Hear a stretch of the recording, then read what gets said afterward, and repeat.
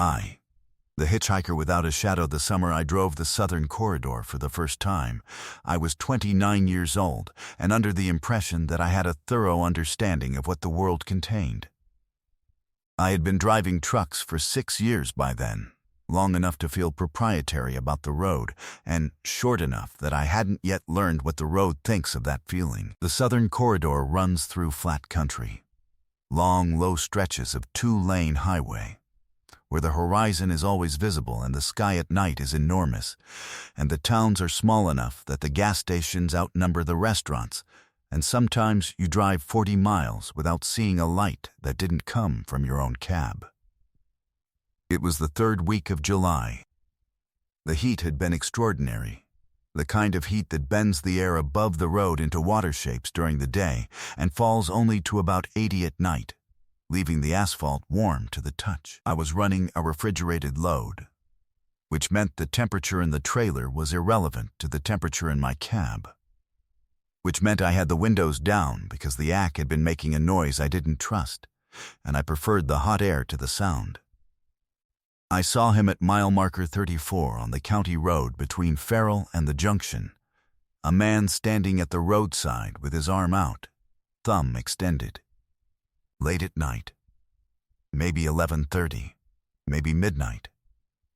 He was wearing jeans and a white shirt, and he stood in the cone of my approaching headlights with the relaxed posture of a man who was accustomed to waiting and was not particularly troubled by it. I stopped. I am not a man who regularly stops for hitchhikers, but I had been alone for 9 hours and the road ahead was long, and I made a decision I have never been able to fully account for and pulled to the shoulder. He came to the window first, leaned on the sill. He was perhaps 40, perhaps older, with a lean face and dark eyes that caught the light from my dashboard in a way that made them seem lit from within. Pleasant face. Nothing alarming about it. "Going north?" he asked. "Far enough," I said. Standard answer. "How far you going?" "Far as you'll take me," he said, which is the answer that should make you say no. I said, "Get in." He settled in the passenger seat with the ease of a man who had ridden in truck cabs many times before. Didn't fidget. Didn't look around at the cab with the tourist curiosity that some passengers have. Just settled, looked forward, seemed content. We drove. I made conversation. The usual things. The road, the weather, where he was coming from. He answered in the way of a man who is present without being forthcoming. Yes, the heat had been bad. He had come from the south. He had been traveling for a while.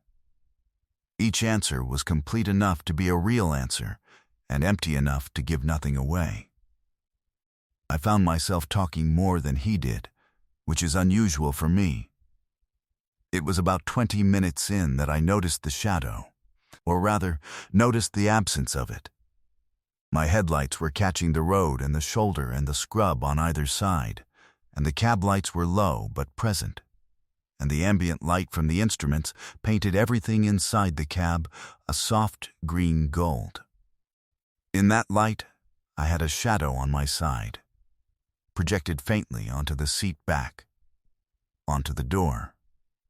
The kind of shadow that exists in diffuse light, more a dimming than a shape. I noticed it the way you notice your own reflection in a window at night, peripherally, without meaning to. He didn't have one.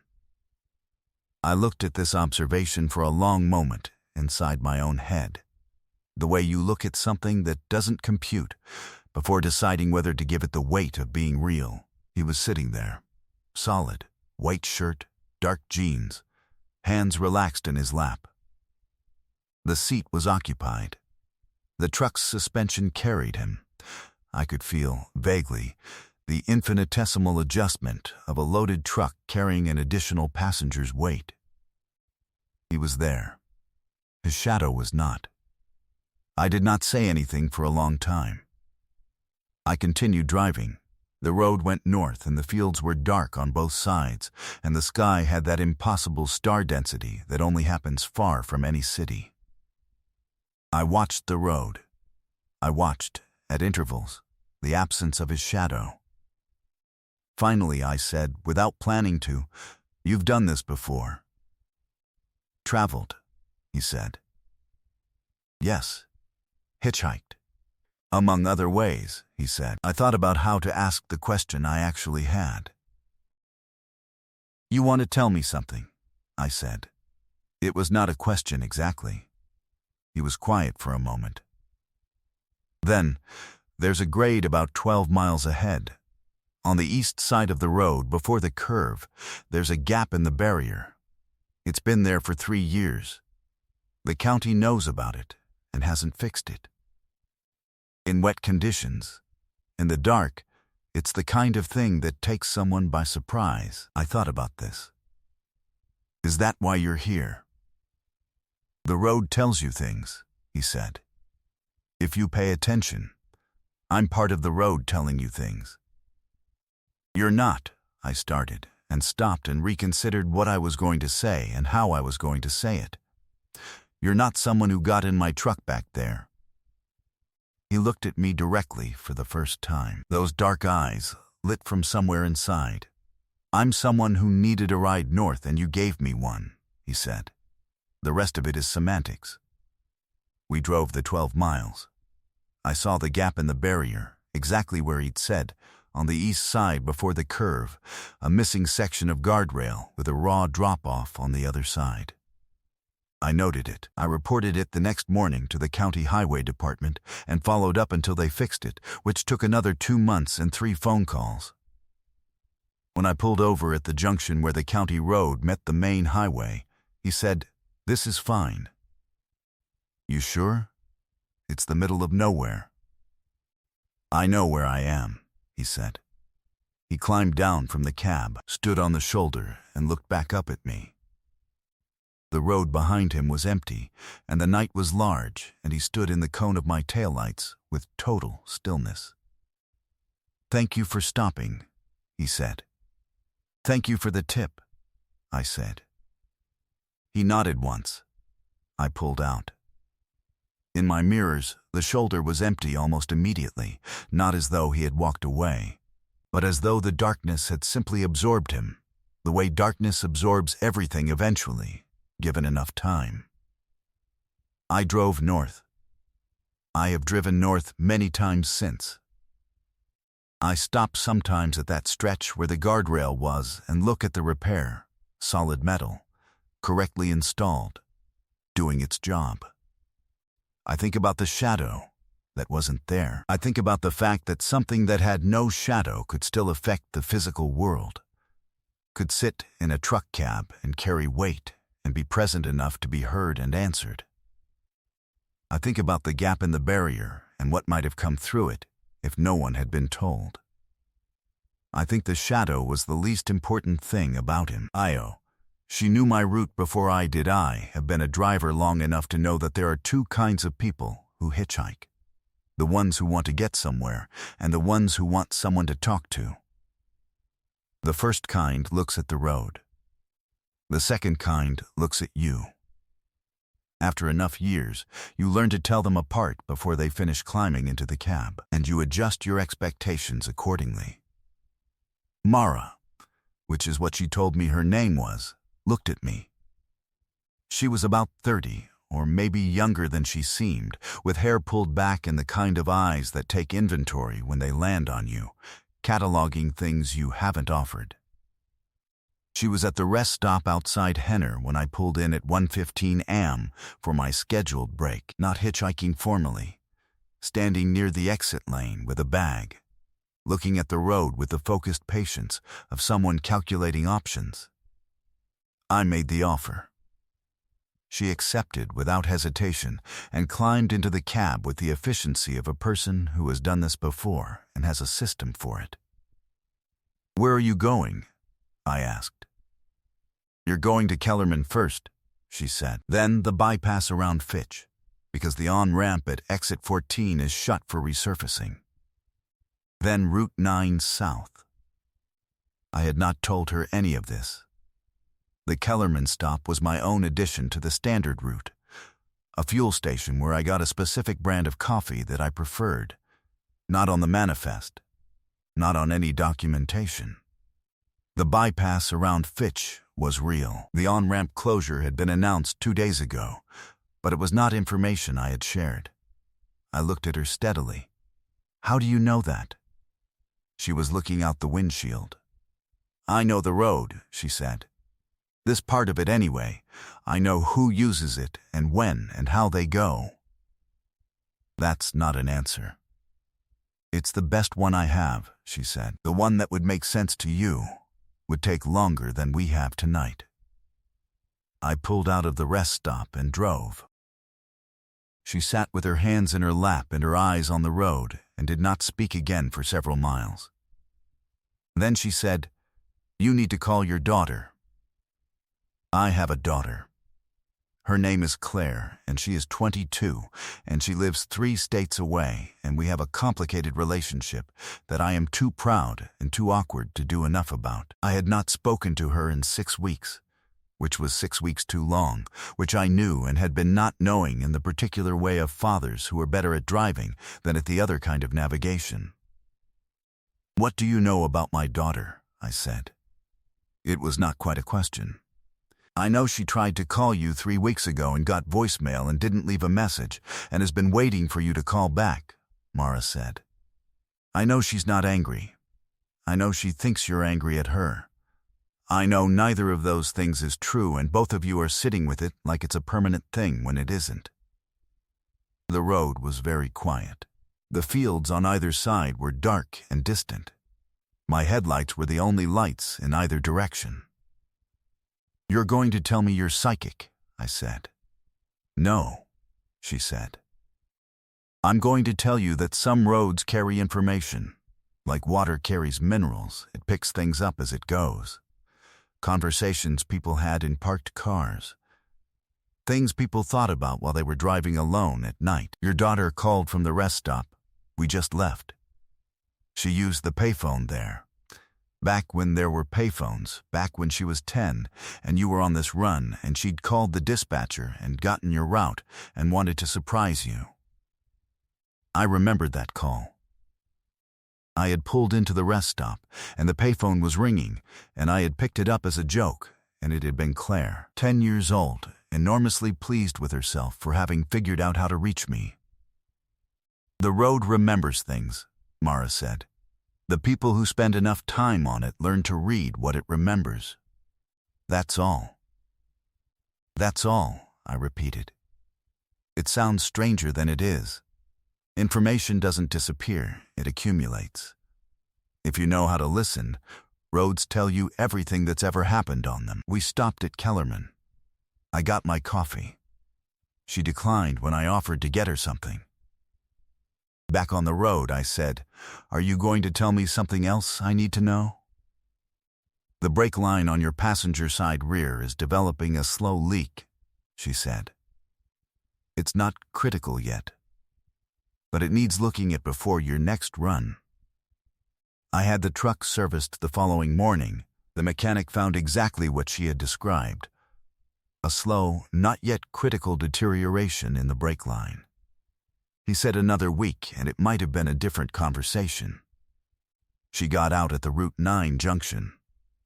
I asked her where she was going from there. "Back," she said. "I've been going back for a long time." "Back where?" She smiled. It was the first time she had smiled, and it was the kind of smile that means there isn't a word for the answer to that question. "Call your daughter," she said. She closed the cab door.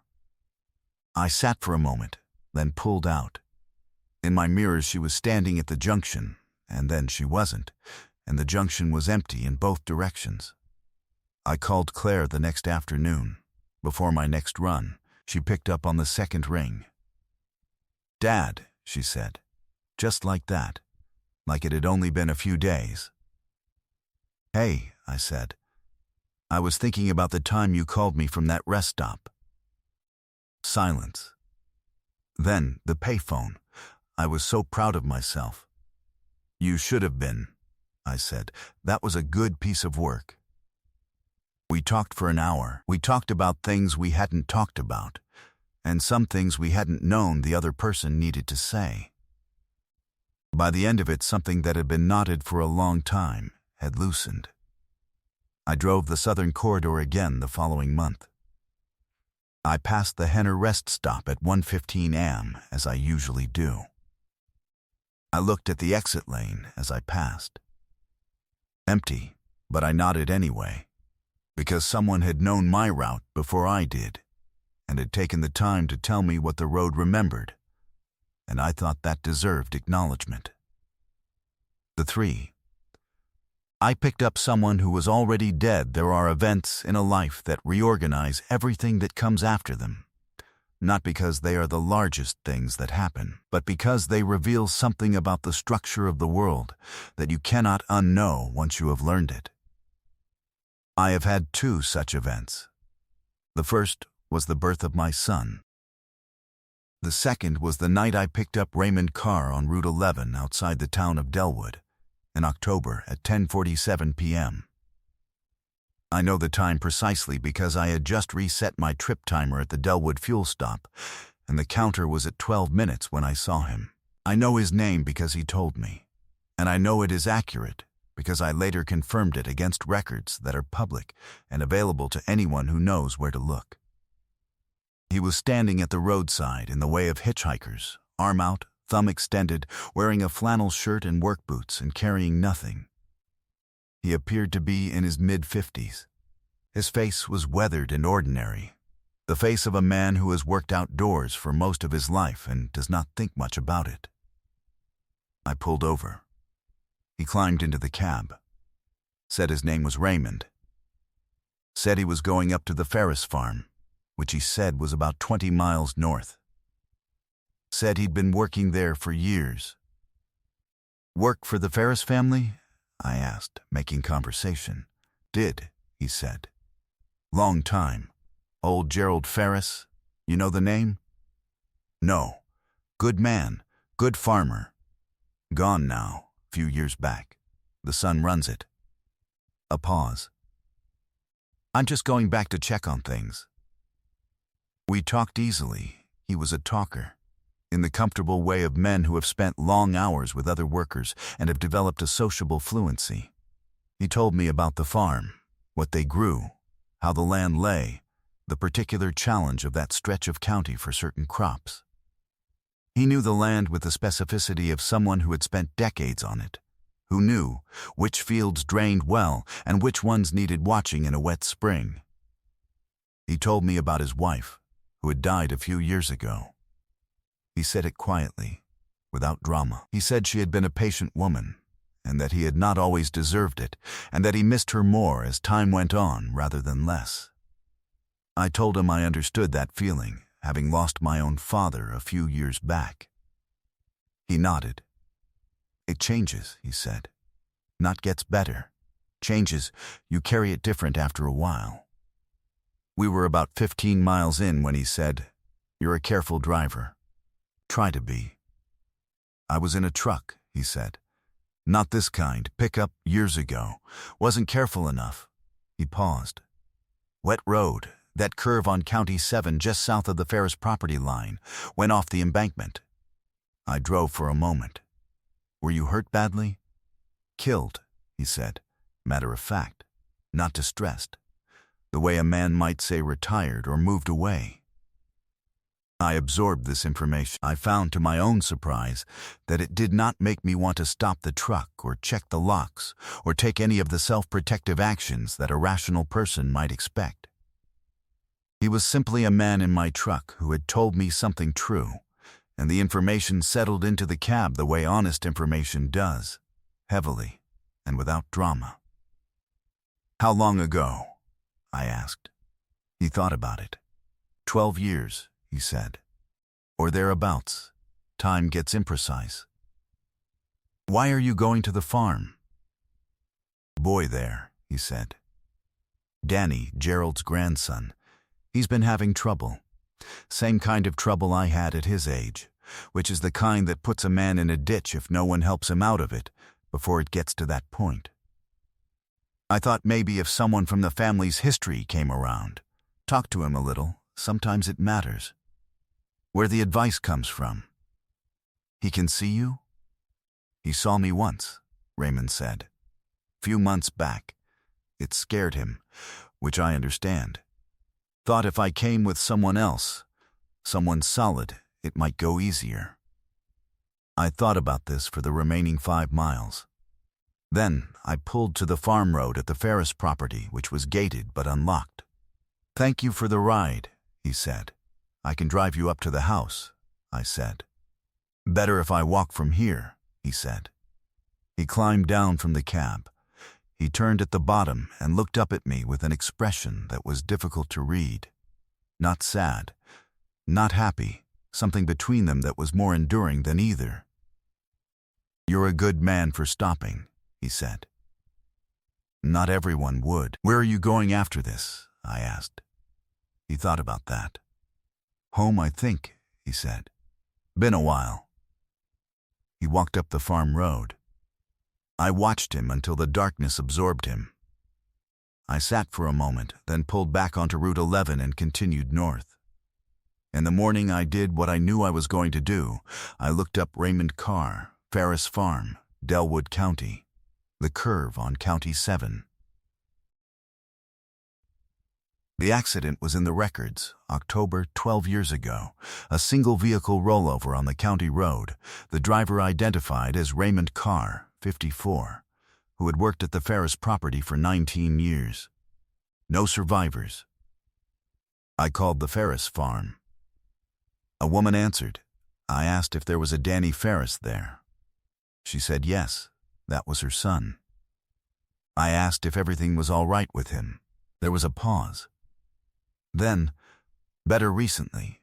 He had some trouble this fall, but the last couple weeks something changed. He says an old man came to talk to him. We all thought he'd imagined it. A pause. Do you know something about that? I gave someone a ride, I said. Just wanted to make sure he arrived. She said thank you in a voice that had too many things in it to separate out. And I said you're welcome, and drove north into another ordinary morning. I think about Raymond Carr, about the curve on County 7 and the wet October road, about a man spending 12 years figuring out how to help a boy he cared about, and finding a way to do it, and doing it, about what it means to not be done with a place even after you've left it, about the fact that I stopped that night, and the difference that made. Small things, small decisions. The road is made of them. IV, the silent passenger, he didn't speak. Not once. Not in 4 hours and 231 miles of road. I want to be clear about this because it is the thing people find hardest to believe. That I spent 4 hours in an enclosed cab with a man who said nothing, and at no point did it feel wrong, or threatening, or like something I needed to escape. It felt instead like a particular kind of company that I had not known I needed until I was in it. I found him at a rest stop outside Millhaven at 2 a.m. Or he found me. He was standing near my truck when I came back from the restroom, standing at a polite distance, looking at the truck without touching it. He was tall, thin, wearing dark clothes that were neither remarkable nor ragged. His face was angular, sharp at the jaw, with calm eyes that were so light in color they appeared almost silver under the rest stop's fluorescent wash. Need a ride? I asked. Not because I usually ask, I don't, but because something in the combination of his presence and his stillness produced the question without my conscious input. He looked at me, nodded once. Where you headed? He pointed north. One extended finger, held briefly, then lowered. I understood this to be either the limit of his communication or the most direct answer he had. I said, I'm going north about 200 miles. That work? He nodded again. got in the truck with the ease of someone to whom this was familiar. I pulled out and drove. For the first 20 minutes I made the standard conversation attempts. Weather, road conditions, the usual social leveling that happens in enclosed spaces between strangers. He listened to all of it with apparent attention, but produced no response beyond an occasional small nod. Not rude. Not cold. Simply silent, in the way of a man for whom silence is the native condition. I stopped trying to talk, and something interesting happened. The cab, which is ordinarily a private space that I fill with radio or recorded books, or the internal monologue of a long-haul driver alone with his thoughts, became something different. His silence was present in it, an active thing, not an absence. Like the difference between a room that is empty and a room in which someone is sitting quietly, I found my thinking clarifying. Not dramatically, I wasn't struck by revelations or overcome by emotion. But the things I had been turning over in the back of my mind for months. The question of whether to retire. The question of what to do with my father's house. The question of whether the distance between me and my son was fixable or fixed. Those things became less tangled. Not resolved, just more visible. I thought about this while I drove and said nothing, because there was nothing to say that seemed necessary.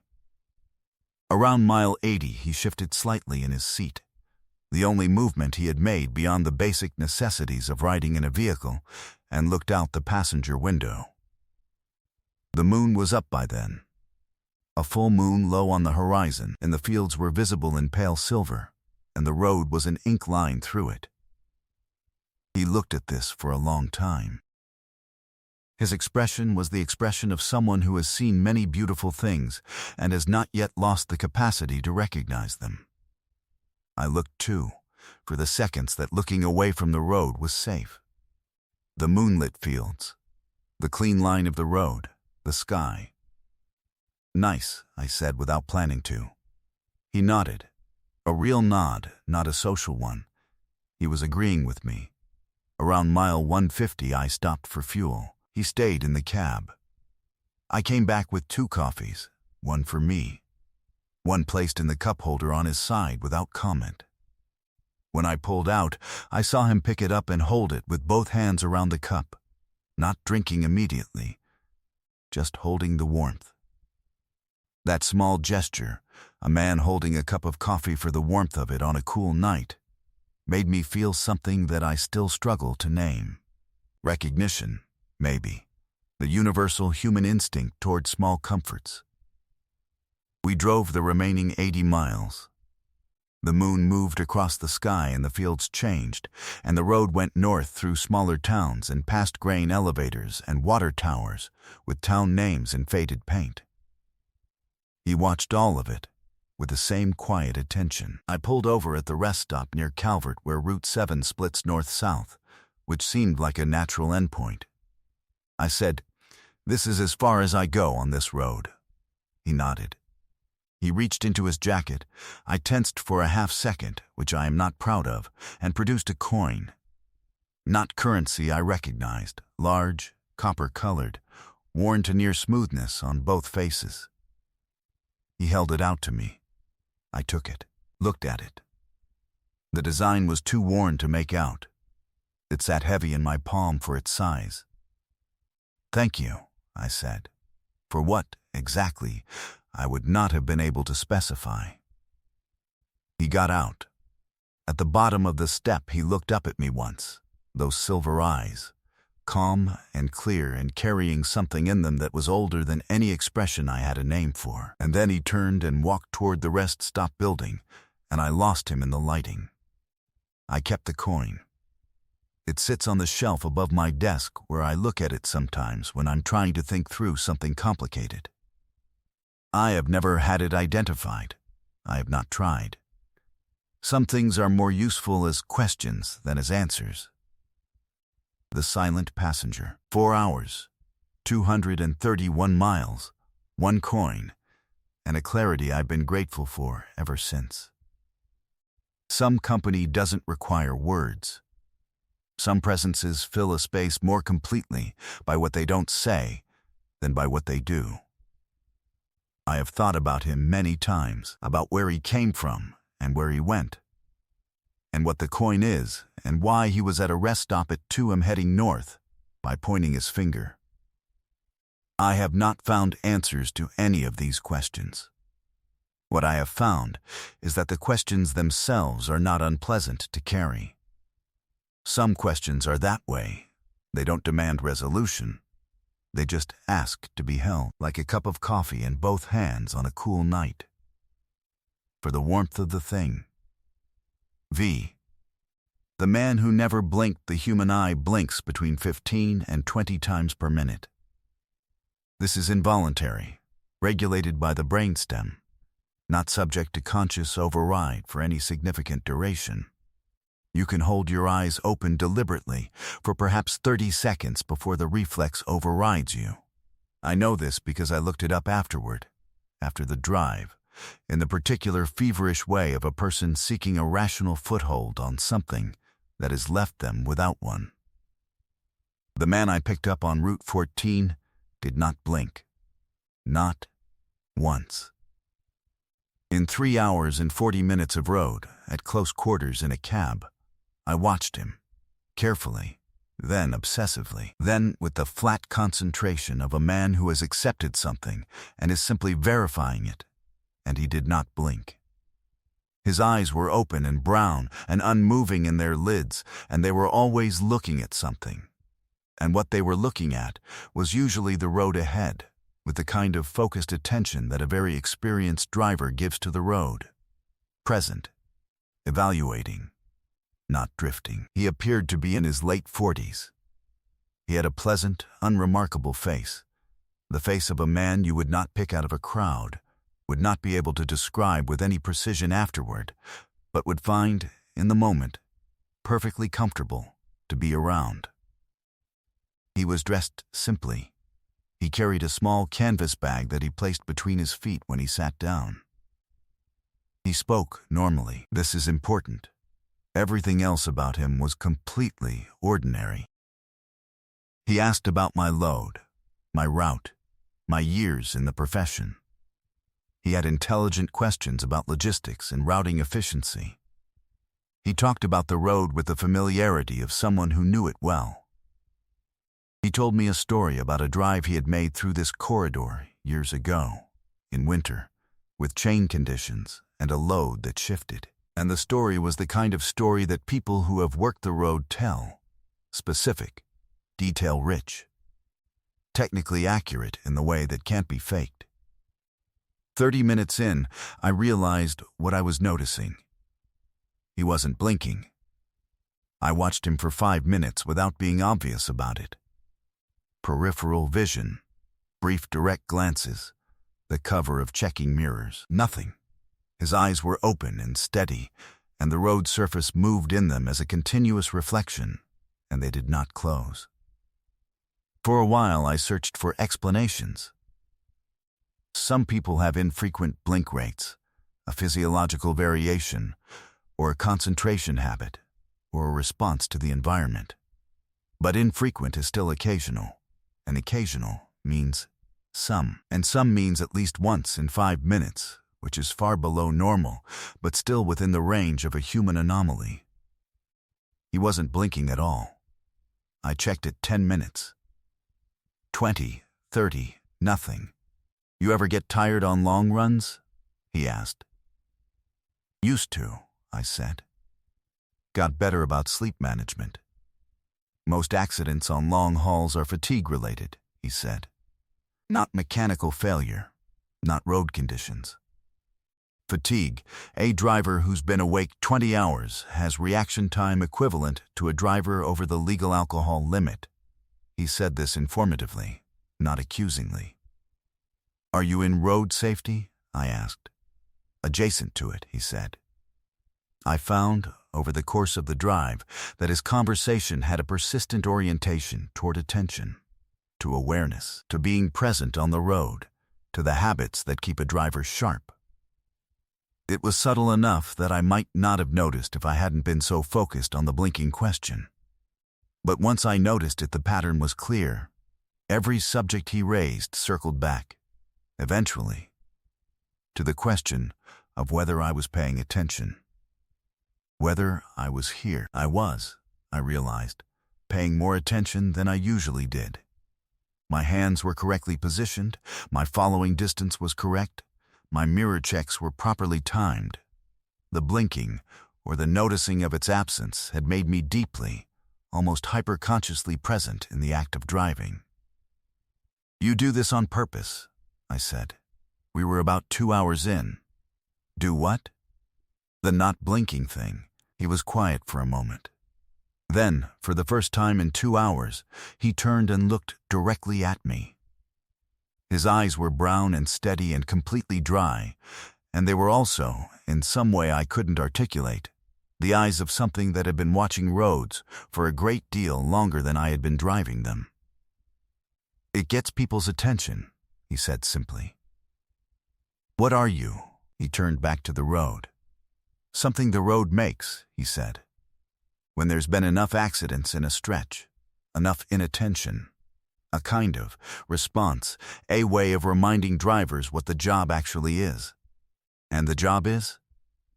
Being here," he said, "completely here, every mile, not mostly here, not here between thoughts. Here. I drove for a while with this." "Does it work?" I asked. "Often enough," he said. "The drivers who give me rides tend to be more careful after. Not from fear, just they've been reminded of something." "Of what?" "That the road is a real place," he said. "That everything on it is real. That the thing between here and where you're going is not just time to be gotten through." He got out at the county road junction, 40 miles before my delivery. He picked up his canvas bag, climbed down, and did something I hadn't expected.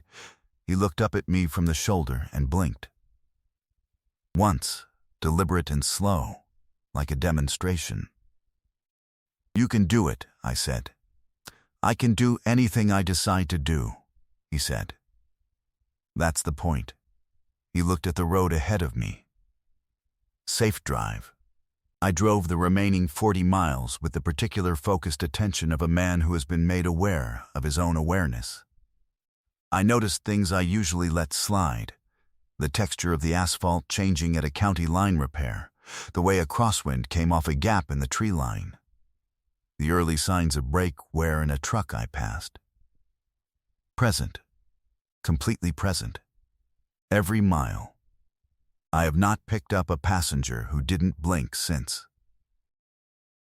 I have also not driven on autopilot since, or at least not without catching myself and correcting. The correction has become automatic. I think that's what he was trying to give me. Not fear, not mystery, just attention, the most important thing a driver can have.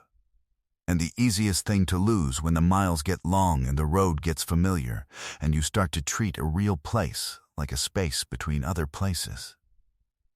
He gave it back to me. I'm still grateful. VI. She disappeared before sunrise. I picked her up at 3 a.m. outside the Millhaven rest stop, and I dropped her at the junction of Route 9 and County Road 12 at 5:40 a.m., which was 20 minutes before the sun came up, and between those two times she was the most completely present passenger I have ever had in my cab. By which I mean, she asked questions that required real answers, and she listened to those answers with the particular quality of attention that makes a person feel that what they are saying is being genuinely received, and she told me things about herself with the careful specificity of someone who has learned to mean exactly what they say. Her name was Eleanor. She was, she said, 47. She had the face of a woman who had lived her 47 years purposefully and showed it. Not in the way of wear, but in the way of having been used well. She was carrying a single bag, and she moved with the unhurried competence of someone who knows how to be wherever she is. She asked me how long I had been driving. I told her 14 years. She asked what I had learned in 14 years that I hadn't known at the start. I told her that patience is a skill and not a character trait, meaning you can get better at it deliberately, that the road is not neutral, it has moods, and you have to read them, and that the most dangerous thing in any cab is a driver who thinks they've seen everything. She listened to all of this and then said, "Those sound like life lessons wearing driving clothes." "Most things are," I said. She smiled. "What else?" I told her about the year I drove through a difficult divorce and did my best thinking on long night runs, and how the road became, in that period, the place where I could be honest with myself in a way I couldn't manage anywhere else. The combination of forward motion and enforced solitude, and the darkness outside producing a kind of confessional state. "I understand that," she said. "Moving makes it easier to be still inside, like the motion takes up the part of you that would otherwise be fidgeting." "Exactly that," I said. "I've been trying to get somewhere," she said. "For a long time, not geographically. I mean, there's something I've been trying to understand about what I'm supposed to do with the second half, and whether second half is even the right frame for it." "What do you mean?" "My husband died 4 years ago," she said. "We were together for 21 years. And I have been in the process of figuring out who I am without the context of that partnership, and it's taken longer than I expected, and has been stranger than I expected, and I am not finished." "I'm sorry," I said. "Thank you," she said, not dismissively, receiving it. "The not finished part is what I'm making peace with. I thought there would be an arrival, a point where I'd feel settled again. But I think the settling is the journey. The moving is the settling." We drove through the small hours, that particular window between 3 and 5, and when the night is most fully itself, when the stars are at their maximum density, and the road is quietest, and the sky is still hours from its first lightning. She asked me questions about my family, my plans, the things I was still figuring out, and I answered them with a honesty that the hour and the darkness and her quality of attention seemed to make appropriate. She told me about her children, 2 daughters, one who was easy and one who was complicated, and both of whom she loved with the specificity that mothers have, which is different from any other kind of love, because it contains the complete history of a person from before they had words for anything. She told me about the house she was going to sell, eventually, when she was ready to, and that she wasn't ready yet, but she was closer. We talked about grief and about forward motion and about the specific loneliness of being the one who keeps going when someone you loved has stopped. We talked about this the way 2 people talk when they're unlikely to see each other again, with the freedom that comes from impermanence. I pulled over at the Route 9 junction at 5:40. The sky to the east was the very first shade of not black, not yet blue, not yet gray, just a barely perceptible reduction in the dark. 20 minutes to sunrise. She gathered her bag. "Thank you," she said, "for the company and the honesty." "You're easy to talk to," I said. "I've been trying to be," she said. "It takes practice. Most things worth doing do." She climbed down. I said, "Are you going to be all right? It's still pretty dark out here." "I'm fine in the dark," she said. "I've been in it a while. You learn where the edges are." She stepped back from the truck.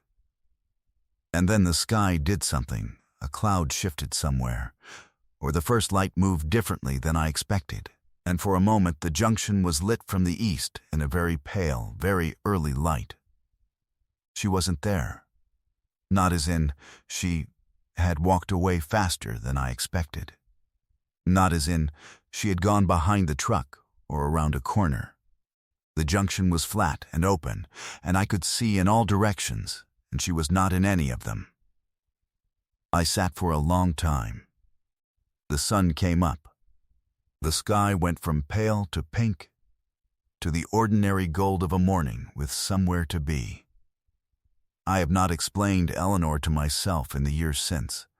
I have not tried very hard. What I keep instead of an explanation is the conversation, the things she said about moving and settling, about grief and forward motion, about the practice of being worth talking to. Those things were real and useful, and I have used them. And whoever or whatever Eleanor was, those things came from her and were given to me, and I am grateful. She disappeared before sunrise. But the things she said stayed after it. And I think that was probably the point. Visai, the hitchhiker, warned me not to stop. The first thing she said when she got in the truck was, "Don't stop for anyone else tonight." I had pulled over for her at a wide spot on Route 7, 3 miles south of the Calvert Junction, because she was standing in the road, not at the shoulder, in the road, one hand raised with the flat palm authority of someone directing traffic. I had slowed because I had no choice and stopped because she walked to my window. She was about 50, stocky, wearing a heavy canvas jacket despite the mild weather. Her face was plain and direct, and she had the manner of a person who delivers information without decoration, because decoration costs time they've decided they don't have. "All right," I said to her instruction. "Why? There's something on this road tonight that looks like a hitchhiker," she said. "Between here and the Mercer overpass. You'll see it 3 times, same stretch, maybe a mile and a half. Don't stop." She climbed into the cab and settled herself and looked forward, and I pulled out. "What do you mean, something that looks like a hitchhiker?" I asked. "I mean, it stands at the roadside and extends a thumb, and if you stop for it, you'll find that it isn't what you thought it was," she said. "And then you'll have to deal with what it actually is, which is considerably more complicated." "You're being deliberately vague." "I'm being as specific as is useful," she said. "The specific details are less important than the behavior. Don't stop. That's the specific detail that matters." I drove. The road went north through fields and occasional tree lines, and the sky was overcast, no moon, and my headlights were the primary thing illuminating the world. "You said it'll appear 3 times, I said. "Approximately. The stretch between the South Calvert pullout and the Mercer overpass. It uses the same section of road. 3 is average. I've seen it twice. I've seen it 4 times in a single pass." "What happens if someone stops?" She was quiet for a moment. "Nothing dramatic," she said. "Nothing violent. Just a conversation you can't quite get out of.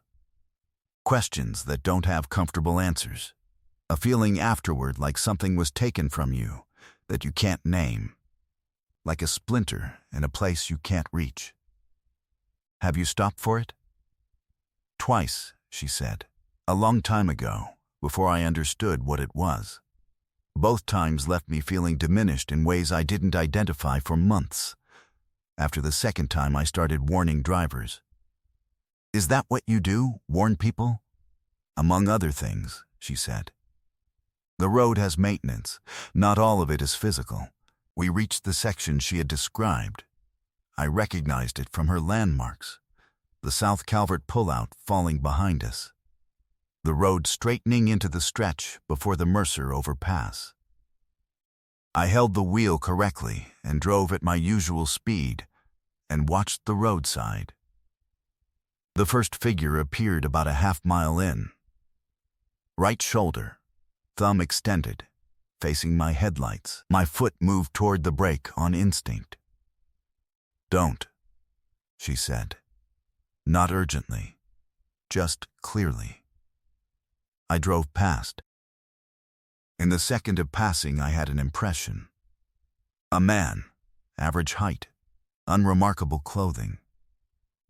But there was something wrong with the impression that I couldn't locate. Not the figure itself, but the feeling of looking at it, which was the same feeling as a word you can't remember, a face you know from somewhere you can't place.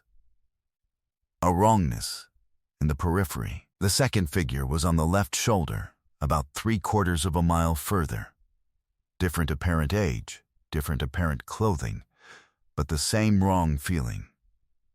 Like looking at a copy of a thing rather than the thing itself.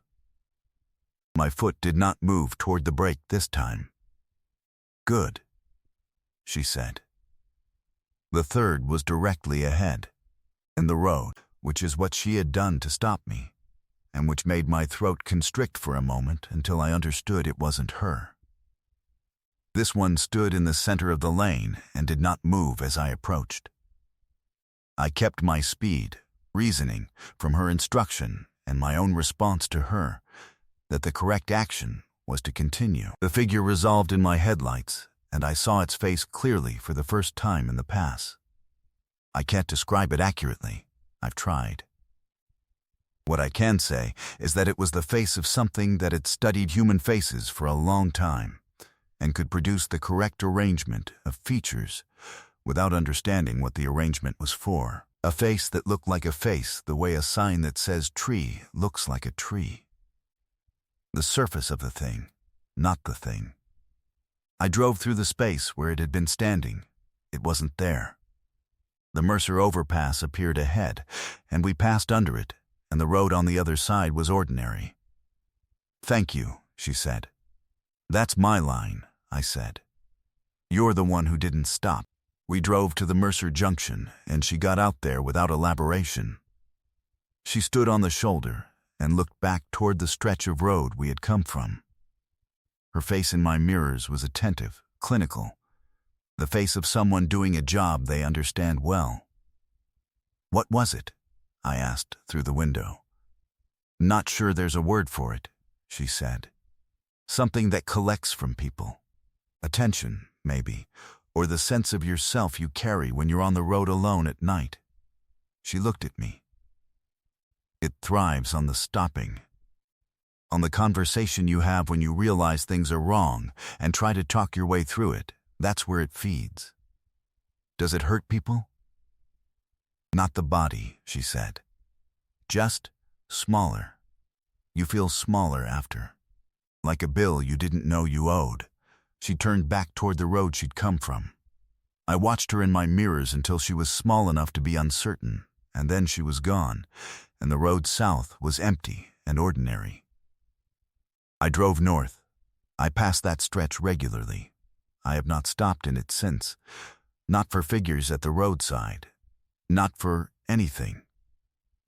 I drive through it attentively. The way she drove through my cab, present. Clear. Not giving anything away that I haven't decided to give. The road has maintenance. I'm glad some of it knows what it's doing. Wait. He asked me to keep driving forever. He was the best kind of passenger at first. Quiet, appreciative of the ride, occupying his space without expanding into mine. He got in at the Lanning rest stop at midnight and settled into the passenger seat and looked out at the road and seemed genuinely content to be there. Some passengers arrive with the energy of someone who has been waiting to talk, coiled with deferred conversation. He wasn't that. He was simply present in the way of a man for whom this was enough. His name was Martin. He was 60-something, retired from something he didn't specify. His hands were the hands of someone who had worked physically for most of his life and had stopped recently enough that they still held the shape of it. He smelled faintly of soap and coffee. He asked if he was bothering me. I said no. That was true. For the first hour, we talked in the easy intervals of two people who aren't required to talk, and choose to anyway. He asked about my route and my years in the job, and what I thought about on long drives. I told him about the state just before sleep deprivation that I tried to avoid, but which, in its early stages before it became dangerous, had a particular lucid quality. The way the road became very simple, The way thought became very clean. "That sounds like meditation," he said. "Cheaper," I said. He laughed. It was a real laugh, surprised out of him, which was the best kind. We drove. The night deepened, the traffic thinned to almost nothing, and the road north became ours in the way that roads become yours late enough at night. The fields were dark. The sky was clear, and the truck moved through it all with the solid, reliable momentum of a well-maintained machine doing what it was built for. At some point, maybe 90 minutes in, his energy changed slightly. Not alarmingly, just a shift in the quality of his silence, from restful to something more effortful. "Do you ever think about not stopping?" he said. "Comes up," I said. "Late in a run. Highway hypnosis, they call it. You have to watch for it." "No," he said. "I mean, do you ever think about what it would be like to just keep driving? Not finishing a run, not going home, just the road continuing?" "Sometimes," I said honestly. "Everyone who drives a lot thinks about that. What does it feel like when you think about it?" I thought about how to answer honestly. "It feels like a temptation," I said. "Like how you can look at an open road ahead of you and feel that pull, that it could just go on and nothing would require you to stop. But it's the same feeling as any other escape fantasy. The appeal is in the going, not in the having gone." "What do you mean?" "I mean the appeal of never stopping is actually the appeal of not being in whatever you're leaving. The road is just the vehicle for it. If you took the road and drove it all the way out, the thing you're escaping would be there at the other end. Or it would be in the truck with you the whole time." Martin was quiet for a long time after this. Long enough that I checked on him, not obtrusively, just a glance. He was looking out the windshield with an expression that I had started to understand was his face holding something it was deciding whether to say. "My wife and I separated 6 months ago," he said. 33 years. I thought I would feel something decisive when it happened. Instead, I've felt like a man standing in a house where all the furniture has been removed. The structure is right. All the walls are there. But there's nothing in it. "I'm sorry," I said. "I don't know how to be in the house," he said. "Every time I'm in it, I want to leave. Every time I leave, the being in it comes with me." He paused. "When I got in your truck tonight, I thought, what if I just don't get out? What if I just keep going?" "Martin," I said. "I know," he said. "I know it doesn't work. You said it. The thing would be in the truck with me." He made a sound that was almost a laugh. I think I needed to hear someone say it out loud. My own version of it has been all inside, and inside is where the furniture isn't. We drove another 30 miles. He talked about his wife, fairly, without the bitterness that comes later when grief has had time to harden. He talked about the house. He talked about his adult children who were supportive in the ways they could manage and unavailable in the ways they couldn't. He talked about being 63 and finding that it was possible to feel genuinely lost at 63, which had surprised him, which he felt should not have surprised him. I talked too. About the times I had felt the same pull. The road as escape, the drive as avoidance. About the times I had come home after a long run and had to relearn the house, the static life. The fact that stillness was also a skill, and one that required practice. He listened the way he'd listened to everything, with his full attention receiving it. At the Calvert interchange, which was my last good stopping point before my delivery, I pulled over. "I have to go south from here," I said. "This is as far as I'm going north tonight." He nodded. He gathered himself in the way of a man reminding himself of things. "The house," he said. "The house," I agreed. "It takes a while to refurnish. You have to start somewhere." He got out. He stood on the shoulder with his hands in his pockets and looked up at me. "Thank you," he said, "for the ride and for the conversation and for saying the thing about the furniture." He paused. "Also for not just driving forever." "Also for that," I agreed. He walked to the interchange bus shelter and sat down, and I watched him in my mirrors until I had to stop watching to navigate the south turn. He was still sitting when I lost sight of him. I thought about him on the drive south, about what it means to want to keep driving forever, about the way the road, at its best and worst, is a place to bring the things that don't fit anywhere else, about the necessity, eventually, of going home, about the furniture that has to be put back, one piece at a time, even when you're not sure where it goes. I called my son from the delivery lot before I slept, just to say hello, just to check in, just because Martin had reminded me that the house needs tending. Some passengers teach you things by telling you things. Some teach you by needing what you happen to have. IX, the child on Highway 66 in 11 years of long-haul driving, I have maintained one rule more absolutely than any other. I do not pick up children. Not because children are dangerous, obviously they aren't, but because a child alone at the roadside at any hour is a situation with a specific and serious protocol. And that protocol does not involve putting the child in your truck. It involves calling emergency services and staying with the child until they arrive. This is the correct procedure, and I have always known it. I followed the protocol the night I saw her on Highway 66. Mostly. I followed it mostly. She was at mile marker 22, which is in the long straight section between the Farrell Junction and the county line. A stretch with no houses, no businesses, no reason for a person to be standing at the roadside at 1 a.m., and certainly no reason for a child to be. I saw her from about 300 yards out. Small figure, standing at the white line edge of the shoulder, not flagging, not waving, just standing with the small patient stillness of a child who has been told to wait and is waiting. I slowed, pulled to the shoulder.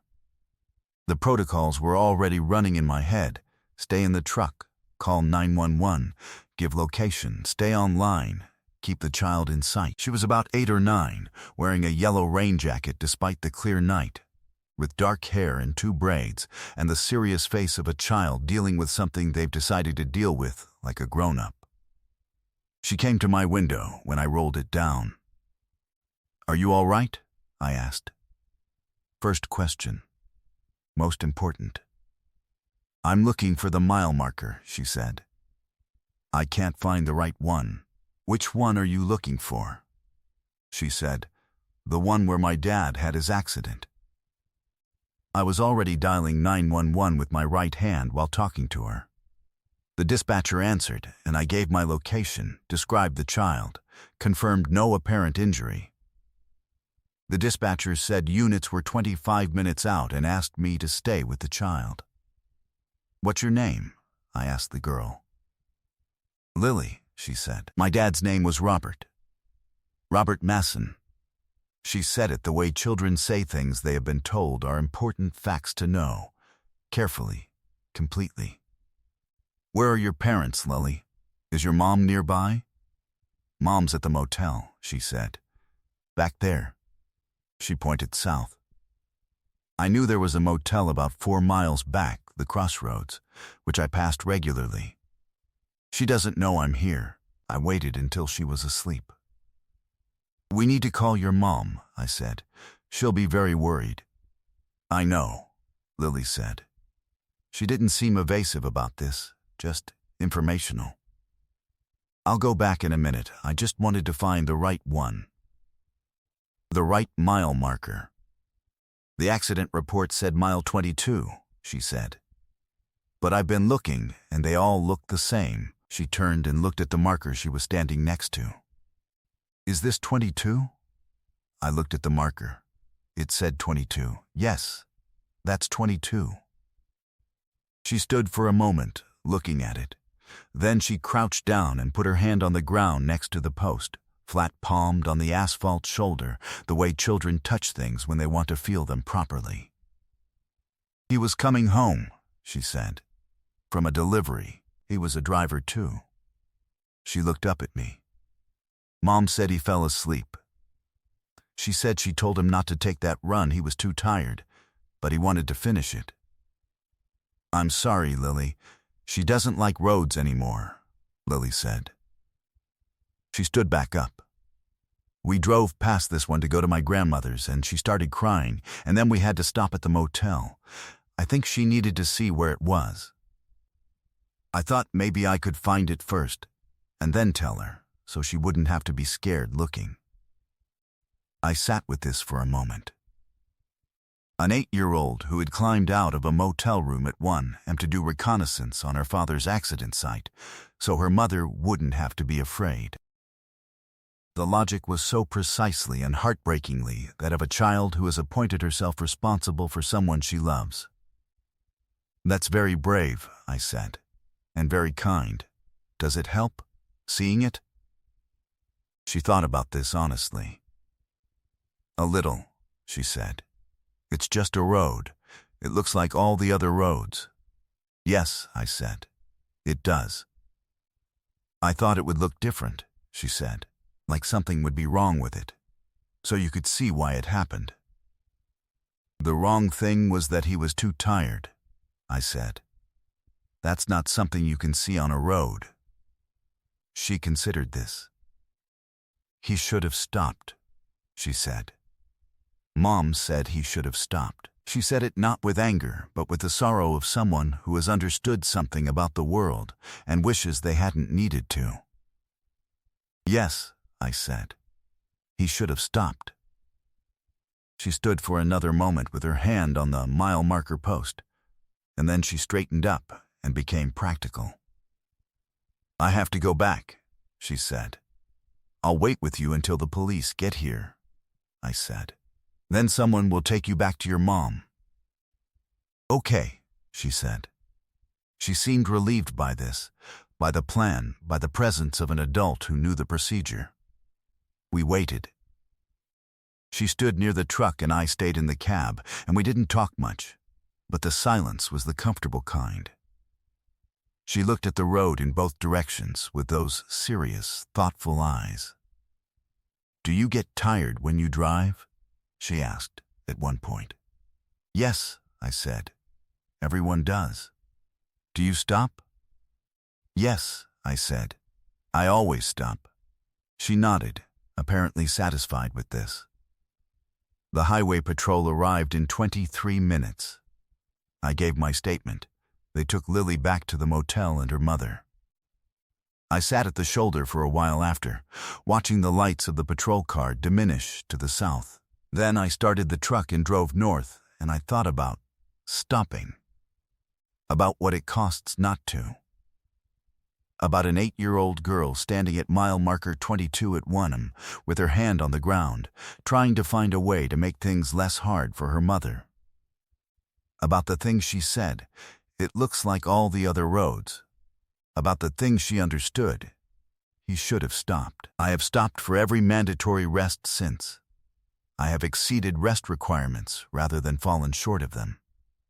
This is not heroism. This is just being the kind of driver that a girl named Lily, if she grew up and had reason to think about drivers, would be glad existed. It is the least a person can do. Mile marker 22 on Highway 66 looks like every other mile marker on every other highway.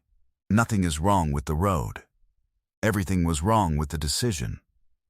We don't get to unmake decisions, but we get to make the next one better.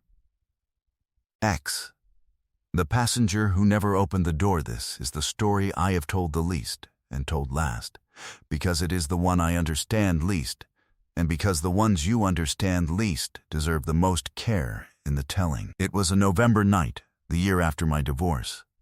which is to say the year when I was doing the most driving and the least thinking about anything that wasn't the road. I was running the late corridor, the one that goes north through the agricultural belt, through nothing particularly interesting, through the kind of dark that has depth and weight on an overcast night when neither moon nor stars are available and the world is exactly what your headlights make it.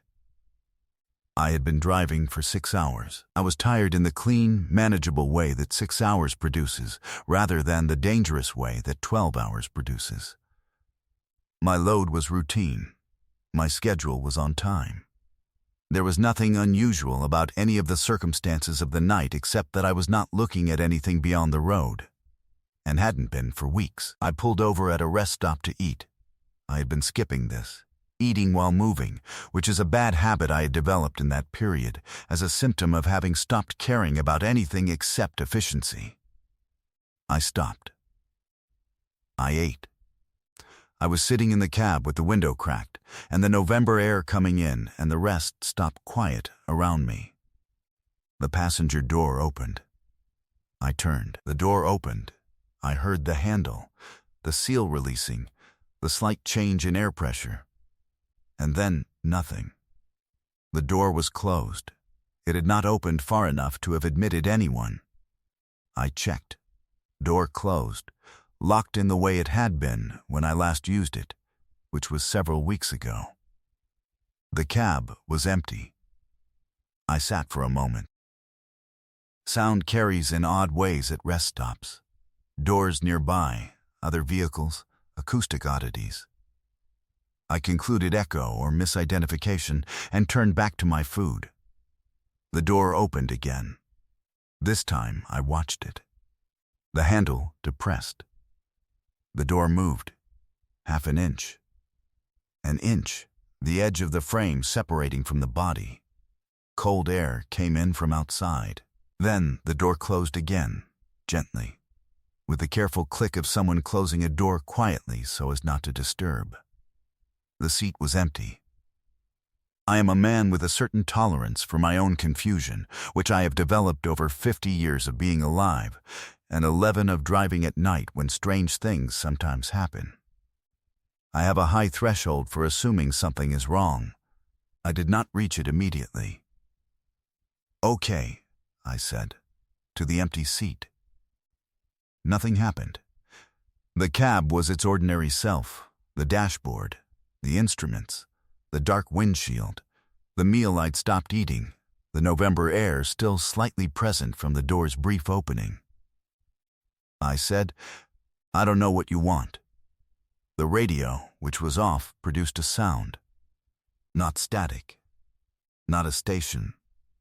A quality of sound that I cannot accurately describe, except to say that it was the sound a radio makes when it is receiving something just at the edge of signal, when the carrier wave is present, but the content is not quite coming through.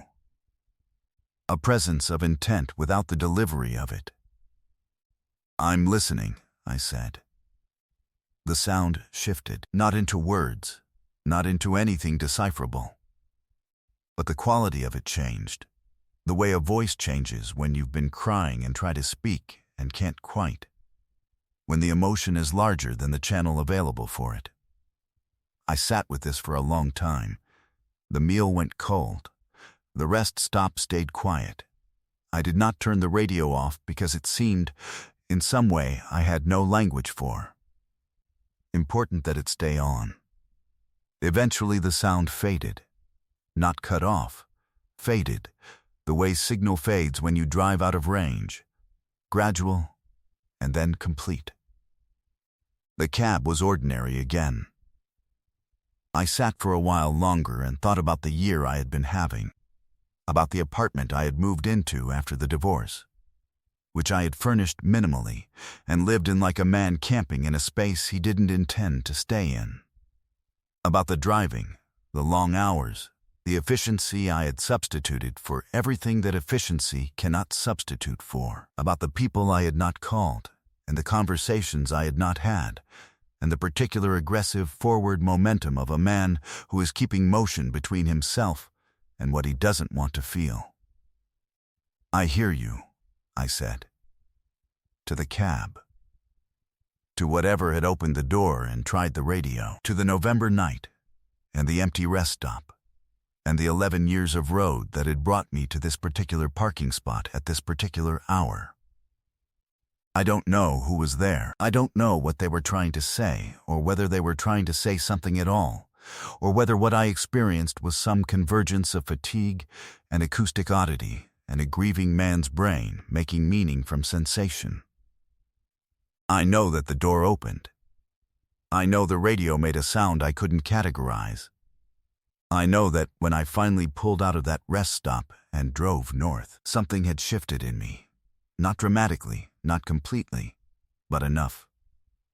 The way a door shifts on its hinges when someone opens it and closes it quietly so as not to disturb. I called my ex-wife that week. Not to revisit things, we were past revisiting things, but to say that I hoped she was well. She sounded surprised, and then, after a moment, genuine. She was well. So was I, or getting there. I called my son.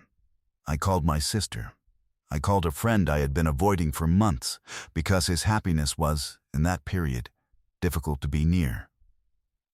The passenger who never opened the door, or who opened it and brought nothing through it, or who brought something through it that doesn't have a body, I have no explanation for. Only this, whatever it was.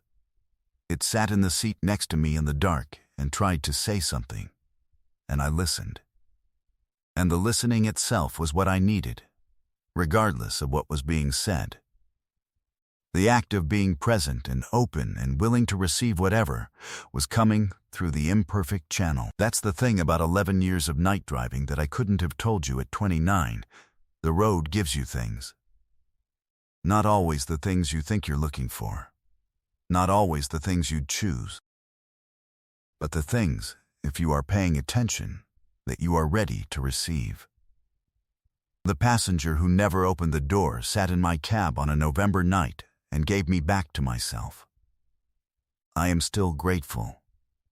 I have the sense, when I drive certain stretches of road late at night, that the cab is never entirely empty. That things the road has collected travel alongside, in whatever way is available to them. I have stopped minding this. I find it, on the whole, good company.